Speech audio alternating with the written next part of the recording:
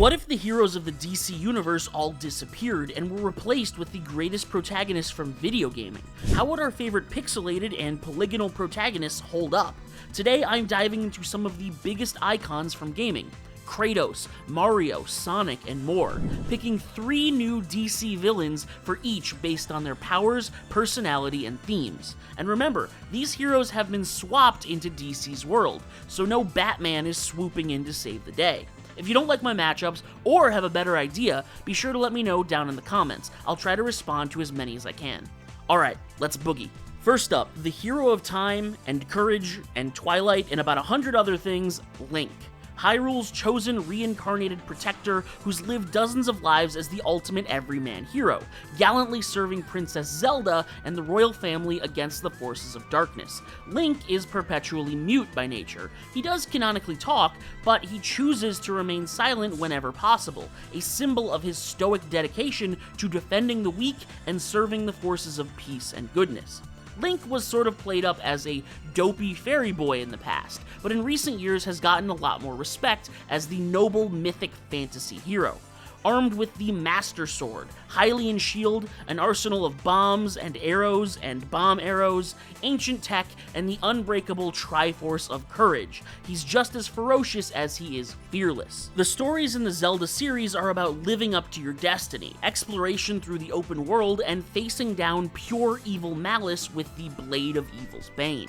Link primarily battles Ganon as his main foe, but he has a lot of other rivals and enemies that we can use to find analogs for in the world of DC. The most important thing is finding villains who match his skill set and test his courage, versatility, and quiet moral core. Starting off, a fallen angel with a flaming sword and a serious case of religious extremism, Azrael.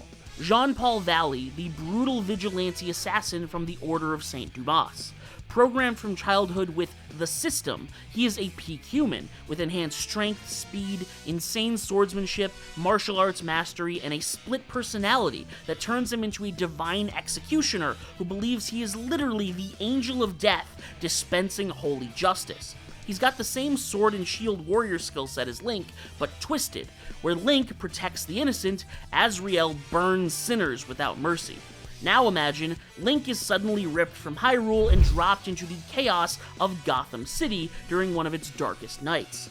He stumbles into a crumbling district where Azrael is mid-purge. Flaming sword blazing, he's cutting down gang members that are deemed impure. Link decides to put a stop to it, and when they clash, Jean-Paul would notice Link's magic, and perhaps even the glowing Triforce on his hand, recognizing that this young man has been directly, verifiably blessed by the gods, and it would enrage him. These two fighting would be a feast for the eyes, Azrael's flames getting swirled up as Link casts Revali's Gale and sends a flurry of arrows raining down. I don't see any scenario where Link doesn't take this fight, but Azrael's definitely escaping eventually, and while he would show up as a recurring foe, I think Link's quiet, honest heroism might plant a seed in his heart that one day he might be redeemed. But let's shift gears to a villain who's more personal, more blade to blade. This is Katana! The Samurai Widow whose Soul Taker blade, well, I couldn't put it any better than this. Her sword traps the souls of its victims. Great movie. Anyway, inside her sword are hundreds of lives, including her murdered husband. Katana is a master swordswoman, martial artist, ruthless when it comes to criminals, and always carrying that deep grief that fuels her. Link, still trying to find his way in this strange new world, would cross paths with her during a brutal Yakuza ambush in the underbelly of a neon-lit metropolis, maybe Tokyo. At first, she sees him as a kindred spirit, another silent sword fighter protecting the innocent. They would work together for a time, fighting back to back like poetry, blades flashing in perfect sync. But when Katana learns about the endless cycle of Ganon's resurrections, the threat it poses, and the suffering it causes, she decides the only way to truly end the pain is to cut the thread at its source. The spirit of the hero who keeps reincarnating and drawing him back. If she kills him and traps his soul in her blade, Ganon will never return again. She turns on her friend. The duel between these two would be insane. Through rain-soaked rooftops and foggy back alleys, blades singing, Link dodging soul-trapping slashes while using his stasis and magnesis on nearby metal and debris to turn her own thrown weapons against her. Katana's grief would make her relentless, but Link's courage and empathy shine through in the end. He disarms her without killing her, and maybe even calls upon the goddess of time to let her husband's soul speak to her one last time, giving her a moment of closure. In the end, Katana walks away still conflicted, not fully redeemed, but no longer an enemy. And for Link's greatest foe, the one who becomes his true arch-nemesis, we're going with the cult leader who worships a demonic force that wants to consume all worlds, Brother Blood. Sebastian Blood is the head of the Church of Blood. Really creative, right? That church is tied directly to Trigon. You probably know him as Raven's dad, an extra-dimensional demonic force on a level approaching Darkseid. Brother Blood is a power-hungry occult priest with vampiric strength, dark sorcery, geokinesis, scarab appendages, and a burning desire to bring Trigon to full power here on Earth, just like how the Yiga clan lived to resurrect the Demon King Ganondorf. Discovering Link, Brother Blood sees the Triforce as the key to shattering his chains and fully summoning Trigon. He starts subtly, infiltrating cities as a charismatic preacher, turning people against the outsider hero who appeared from nowhere. Link would have to work to uncover the growing cult, fight through waves of brainwashed followers, and finally confront Blood in a desecrated cathedral. Channeling the power of Trigon, Blood would use his dark sorcery to turn the skies red and decimate the surrounding area, forcing a showdown with Link, where only the Blade of Evil's Bane could cut through the tremendous magical power of Trigon's flames. In the end, Link shatters the ritual and uses the Triforce to seal the rift to Trigon's dimension and bind Brother Blood away in a crypt somewhere deep and dark.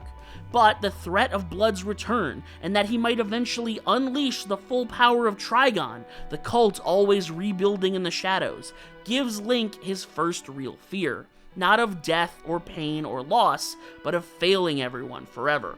Perfect arch-nemesis material. Now, it's about time we talk about the king of platformers, everyone's favorite paisano, Mario Jumpman Mario. From humble beginnings, squashing Goombas in the Mushroom Kingdom, to traveling the planet, the galaxy, and even facing the indescribable horrors of London, Mario is the ultimate adaptable hero. Strong enough to punch through bricks, lift massive enemies, and hurl Bowser like a ragdoll, while potentially calling him gay. Not to mention insane jumping precision and durability that lets him tank falls from orbit, speed to outrun bullets and lasers, and most importantly, his power-up arsenal. The Mushroom, Fire Flower, Tanuki Leaf, the classic Superstar, plus the Hammer Suit, Cat Suit, Ice Flower, and dozens more. Mario is cheerful, heroic, and always helping out friends. His stories are all about simple, straightforward things like saving innocents from tyranny and kidnapping, all with a smile and a laugh full of unadulterated whimsy. Wahoo! You get it. Looking for new villains for him, I want to find someone who can match the underground street-level bruisers like the monsters he fights down in those pipes, as well as tricky enemies like Kamek or Count Bleck, who force him to use his giant arsenal of power-ups, testing his adaptability and heart. So what can I say other than let's-a go? First up, the sewer-dwelling reptilian brute who embodies raw primal rage. Killer Croc is a massive, scaly metahuman with regressive atavism, giving him superhuman strength, enhanced speed and durability, razor-sharp claws and fangs, and a reptilian hide rough enough to shrug off bullets and blades, plus a healthy regeneration and a deadly underwater prowess. He's a tragic monster who was bullied for his appearance, turned to crime, and was driven by animalistic hunger and resentment to start chowing down on innocent civilians. I can see Mario approached by Gotham citizens to help with their plumbing. They keep hearing strange noises coming from their pipes, so he descends down into the sewers to have a look for himself, where he stumbles onto Croc gnawing on the bodies of his victims. Their first encounter is pure chaos in the dark, dripping sewers everywhere, Croc lunging from the murky water with massive jaws snapping. Mario has to dodge with his precise platforming jumps, using ground pounds to stun the monster long enough to get a good look at him. Croc will avoid the fireballs he throws by dipping underwater, and charges like a freight train, raking his claws against brick and concrete, forcing Mario to adapt on the fly. While his claws and teeth are dangerous, it's nothing he hasn't seen in Bowser before. Mario's strength overwhelms him once he uses a mushroom or a star. Once he's thoroughly beaten the beast, Mario finishes by trapping Croc behind a collapsed tunnel section, with clever pipe rerouting, smashing bricks to close off the monster's escape routes. Croc always escapes eventually, but he steers clear of any street that Mario is protecting, as the plumber just outclasses him. Solid for a warm-up foe. So let's crank up the trickery with a less physical adversary, Mirror Master. Evan McCulloch, the Flash Rogue with total control over mirrors, creating portals through any reflective surface, including water, ice, and windows. He traps people in mirror dimensions, uses holograms and illusions, phasing, teleportation, mirror guns that transmute matter to turn people into glass or reverse objects. He's cocky, tech-savvy, and loves outsmarting confident, cheery heroes, which is why, if Mario ever steps foot in Central City, he would make the Mirror Master's mark list. He starts causing chaos by duplicating himself to rob banks and trapping civilians in mirror mazes where they're tormented by endless versions of their fears, to lure out Mario and engage with him. Eventually, the plumber would discover McCulloch speaking to him through a mirror, and just like the magic paintings in Peach's castle, he'd jump on in to face down this new foe on his own turf. Their fight would be totally mind-bending. Mirror Master phasing through reflections, firing blasts that turn the floor to slippery glass, forcing Mario to use his acrobatic skill to leap over them and avoid falling into another realm entirely. In response, Mario would need to get clever right back, making trick shots through portals using the boomerang flower, or smashing reflective surfaces with his hammer suit. His endless ingenuity would eventually exhaust Mirror Master, as he destroys the central mirror nexus with a superstar-powered punch, collapsing the pocket dimension and forcing Mirror Master to flee through a cracked reflection, vowing his revenge, while Mario goes home to celebrate his victory with a giant plate of spaghetti. And for Mario's recurring arch-nemesis, how about Starro, the alien conqueror? A giant starfish with a single piercing eye, its central body has city-crushing strength, energy projection and absorption, flight, regeneration, size changing, and the ability to spawn thousands of smaller spores that latch onto the faces of innocents, hijacking their minds to create a terrifying hive mind. Starro arrives on the Earth like a meteor streaking across the sky, dropping spores that rain down all across the globe, forcing Mario on a globe-trotting odyssey to wipe them out and save the planet.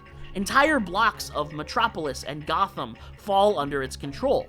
Innocent people walking like zombies with starfish clamped to their faces, chasing down everyone who escapes their grasp. Mario must battle a whole host of unique villains controlled by the starfish: Gorilla Grodd, Parasite, Clayface, Giganta, and more.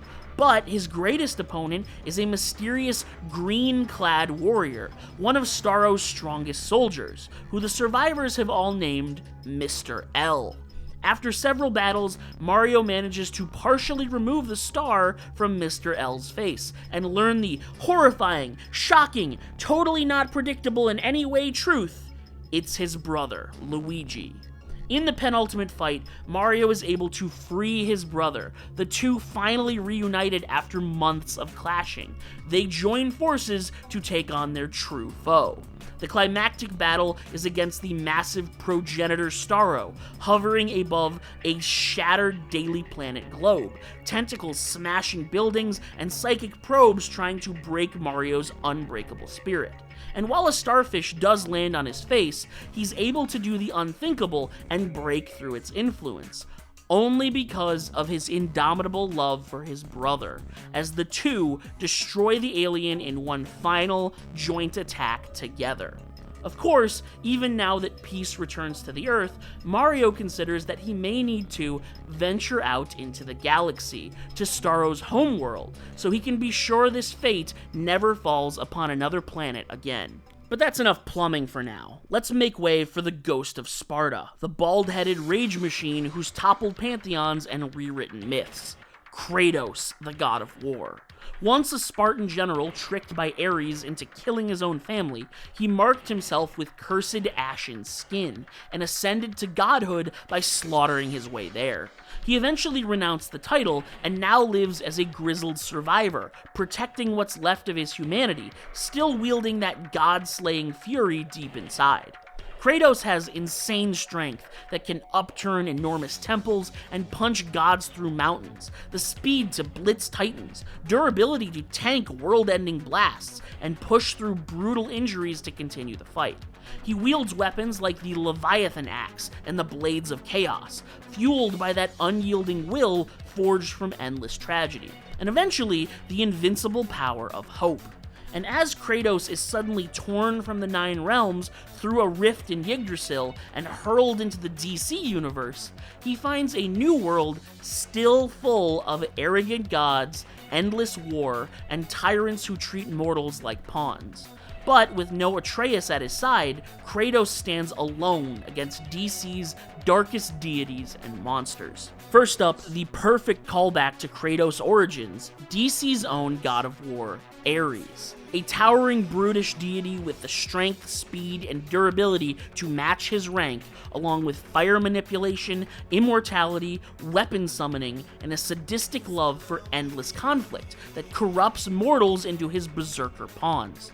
Kratos crash lands in the middle of a war-torn Themyscira, island of the Amazons, on a devastated battlefield where Ares has ignited conflict between the women warriors and invading meta-human forces to feed his power.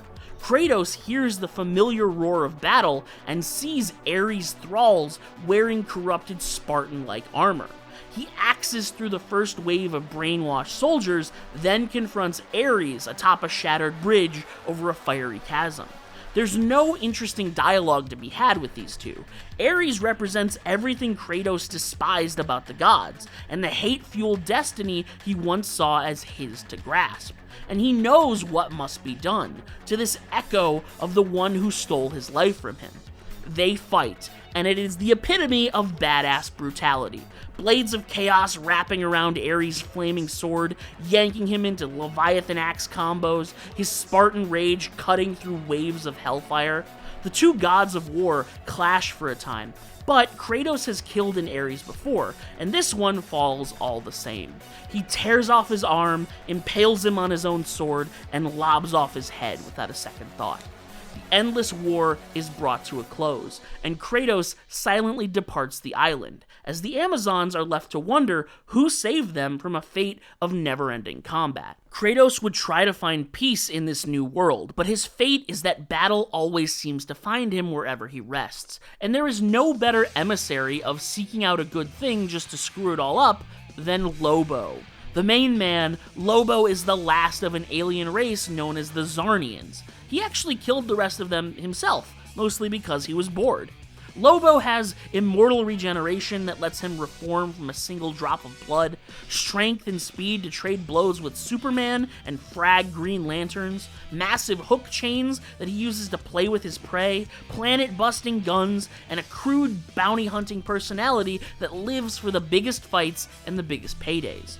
He's Kratos' chaotic evil mirror, both family killers turned immortal destroyers, both chain-wielding berserkers. Eventually, word of a bounty on the big bald ghost guy ripping through armies would reach Lobo up in space, and he blasts down to Earth on his space hog, crashing into Kratos' dining room and tearing him away from his dinner with a stab in the gut. What follows is a brawl of absolute chaos, Lobo blasting away with his guns while Kratos counters with axe swings that Lobo repeatedly regenerates from.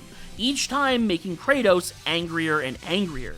The fight would spill over as they drag one another across the world, pulled by Lobo's bike or the tremendous power of their punches. Eventually, Kratos would realize that no matter how angry he gets, he can't slay this enemy like all those that came before, and he would be forced to change his approach. He'd recognize how much fun Lobo is having, regenerating every time his guts are spilled as he chugs back a beer and laughs, and then he would make him an offer. He will stop fighting for now, ending Lobo's fun, on the condition that they can fight again once a year. Lobo would argue at first, but eventually give in, turning his presence into a recurring fragfest, the foe who simply won't stay fragged, and something of a non-traditional friendship between the two. But for a true arch-nemesis, I can think of no one better than the ultimate tyrant who embodies the very ethos of the God Kings Kratos hates most. Darkseid, Lord of Apocalypse. The new god emperor with planet-conquering strength, omega beams that disintegrate, teleport, or erase targets from existence, size-shifting, immortality, telepathy, telekinesis, energy absorption, and the anti-life equation that can erase all free will to enslave the entire universe. Darkseid views all life as pawns in his quest for total domination, the perfect foil to Kratos' war against godly control and his fight for freedom. Darkseid's forces sense the new powerful outsider who just appeared in this universe, and the Dark Lord formulates a plan. He sees Kratos as both a threat and a potential weapon to add to his ever-expanding army. He makes a plan to dominate Kratos in battle and transform him into his greatest general. Parademons descend upon Kratos' humble home, and when he steps out to carve a bloody path through the hordes, he's knocked through a mountain by the overwhelming power of the Omega Beams. Kratos rises to fight this new villain, yet another tyrant just like all the rest, and the two trade blows as the sky is set on fire and the continents beneath them shatter apart. Eventually, Kratos is able to tackle Darkseid through a boom tube, sending the two of them to the scorched surface of Apocalypse. Here, Kratos lets out the full depths of his rage, no longer burdened by the threat of collateral damage, and he overpowers the new god. He cleaves his blades into Darkseid's chest, ready to kill the devil, when Darkseid smiles and whispers, "Kneel." Here on Apocalypse, he has secured the anti-life equation. Kratos' rage evaporates as his free will is deleted and his mind is dominated by anti-life. Until a tiny spark inside of him alights once again. The power of hope. Its limitless, affirming light. It erupts inside Kratos one last time, burning away the anti-life equation from his mind, and right out of Darkseid's hand. Kratos roars through the pain and severs Darkseid's head with a final axe recall, hurling the body into a massive fiery pit. Now ascended back to full godhood with the power of hope, Kratos decides not to return to Earth. He takes his place on the throne of Apocalypse, choosing to reform the world and serve as its new deity, the DC Universe's God of Hope. Next up is the galaxy's most feared bounty hunter, who gets confused for a one-woman Armageddon because planets always seem to blow up whenever she visits them. Samus Aran. Orphaned young, raised by the ancient alien Chozo, infused with their DNA, and later some Metroid essence too, Samus is superhuman in every way. Enhanced strength, speed, agility, reflexes that let her dodge lightning and escape those aforementioned planetary explosions. Her power chute is a modular masterpiece. The arm cannon can fire beams, ice, plasma, missiles, and more. She can become the Morph Ball to fit in tight spaces and spam bombs, and in recent games, those latent Metroid powers let her siphon life energy from her foes. Samus is silent, methodical, and adaptive, a lone wolf who takes on dangerous forces like the Metroids or space pirates, and horrifying monsters like Kraid or Dark Samus. Her stories are about isolation, survival, uncovering ancient horrors, and ending threats that could wipe out civilizations, often at great personal cost.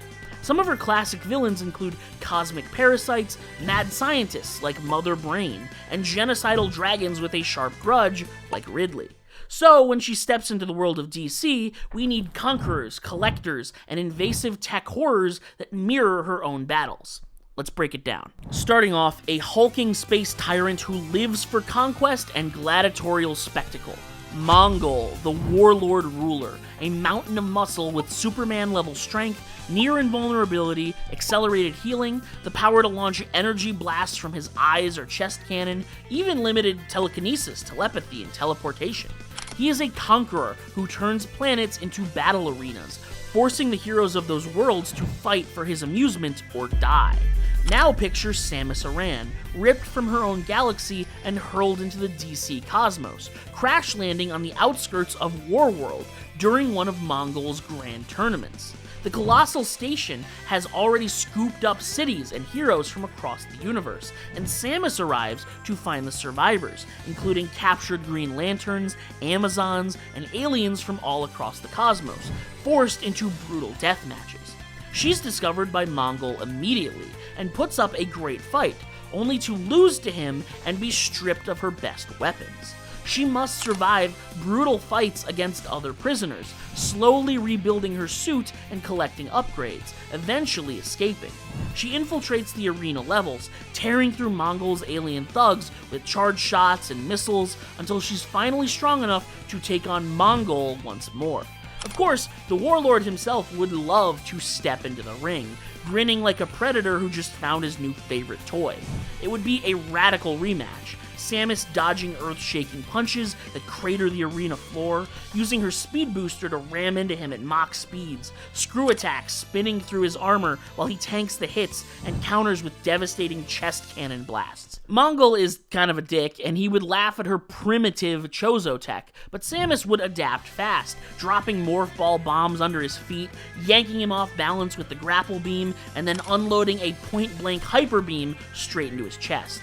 She would win the round, just barely, and Mongol would be forced to teleport away, bloodied and furious, vowing to make her the main event next time. So let's get a little more invasive, more tech horror. The Reach are insectoid conquerors who plant living weapons called scarabs on host planets. The scarabs bond to hosts, turning them into unstoppable soldiers while slowly overriding their free will.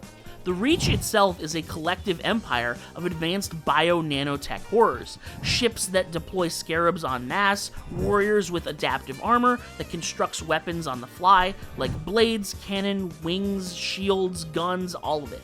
They have energy absorption, regeneration, and a hive mind that strategically learns from every defeat. After Samus' legendary status spreads far enough across the cosmos after her defeat of Mongol, the Reach immediately flag her as a potential threat.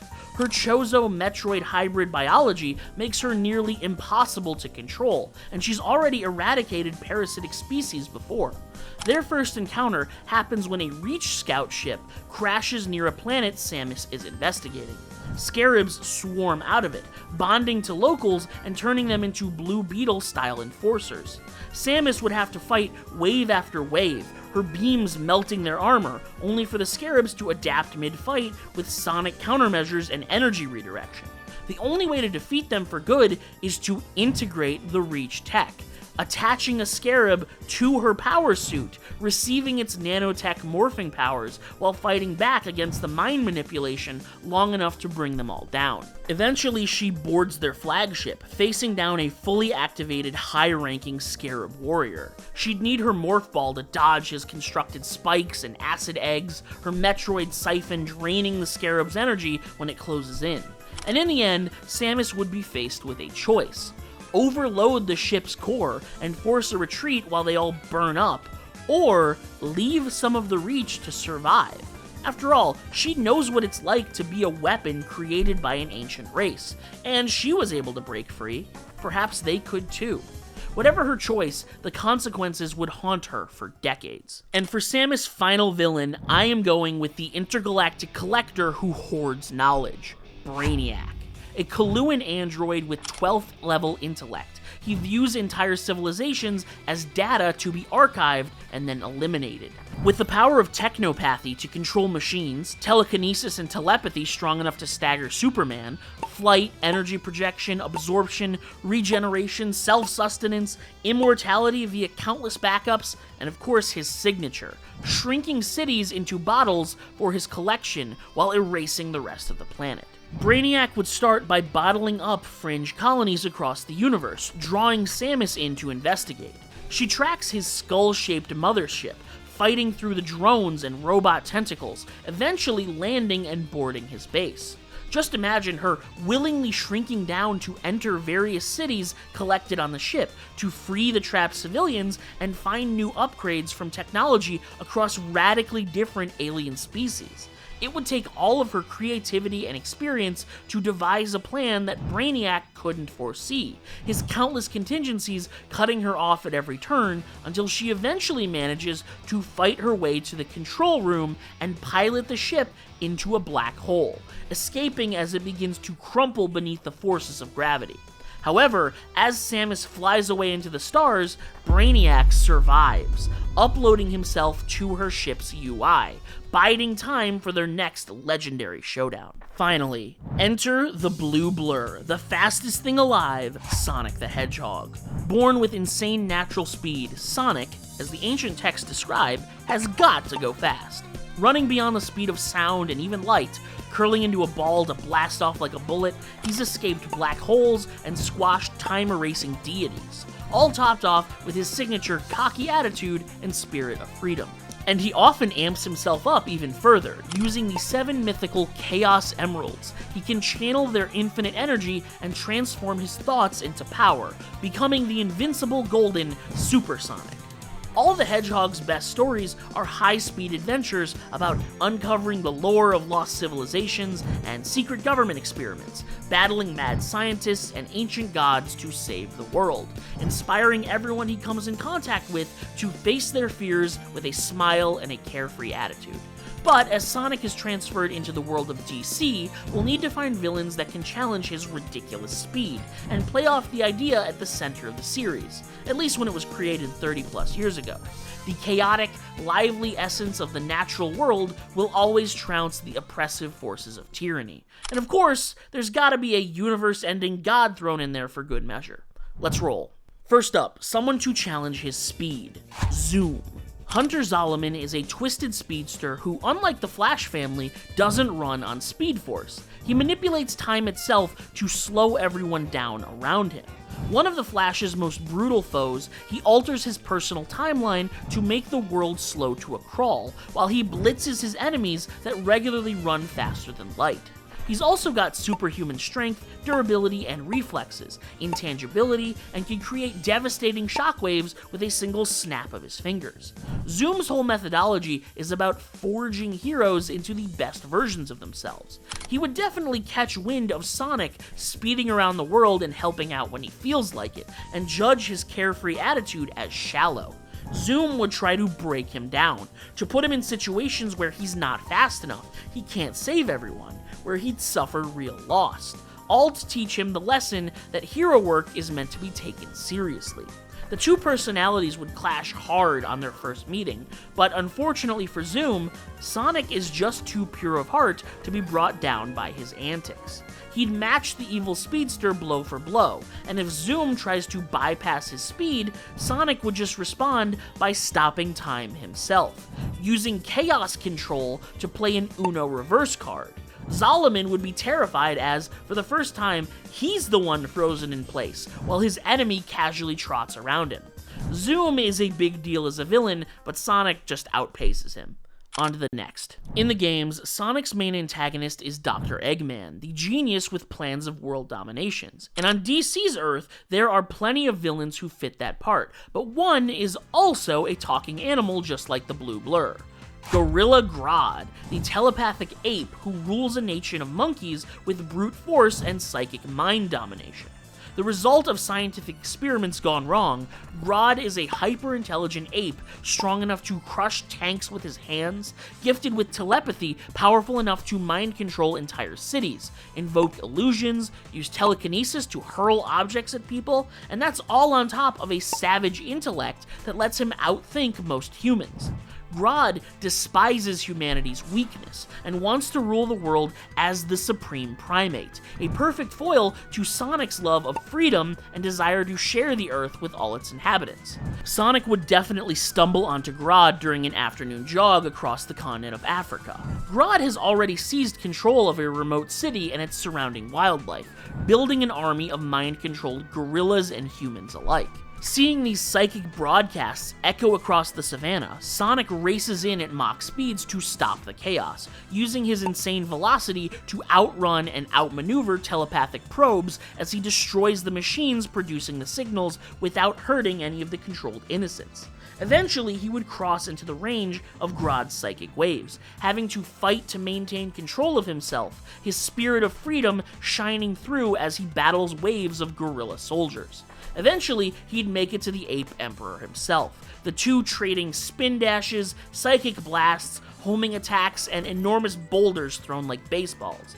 Eventually, Sonic would land a powerful kick to Grodd's skull, rattling his brain and disrupting his psychic connection with all the other controlled minds.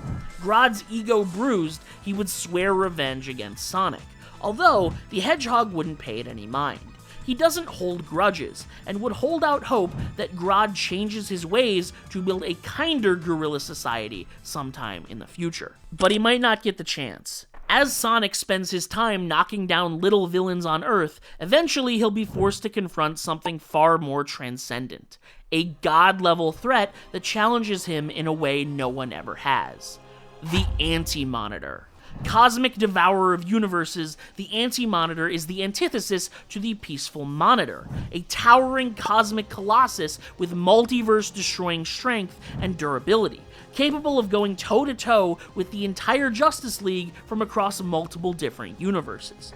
Using his antimatter manipulation that unmakes reality on contact, energy absorption that lets him grow stronger by devouring universes, reality warping, size shifting, immortality, timeline erasing energy blasts, and a vast army of shadow demons at his beck and call, he seeks the total erasure of all positive matter existence as his ultimate goal, to expand his antimatter dominion through all causality. When the behemoth of a god sets his sights on Earth 1, he wipes out the whole universe in a snap.